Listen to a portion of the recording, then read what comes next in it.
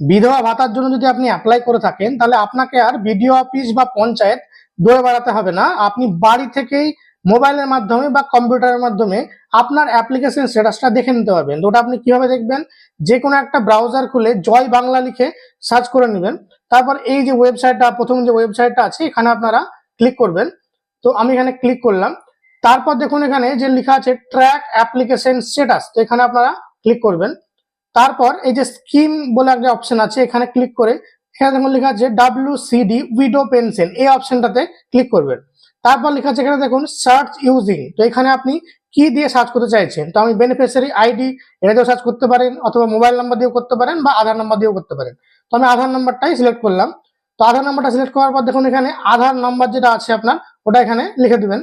তারপর এখানে আপনার দেখুন আপনার মোবাইলে বা কম্পিউটারে যে ক্যাপচাটা দেখাবে সেটা এই যে এন্টার ক্যাপচা এখানে লিখে দেবেন। এই সার্চ অপশনে ক্লিক করলে আপনি দেখতে পাবেন যে আপনি যেটা বিধবা ভাতার অ্যাপ্লিকেশন করেছিলেন সেটার স্ট্যাটাস কি আছে, রিজেক্ট হয়ে গেছে না অ্যাপ্রুভ হয়েছে, না এখন টাকা আপনি পাবেন, না এই মাসে যদি টাকা না পেয়ে থাকেন সেটা আপনি কবে পাবেন সেটা আপনি দেখে নিতে পারবেন এরকম ভাবে।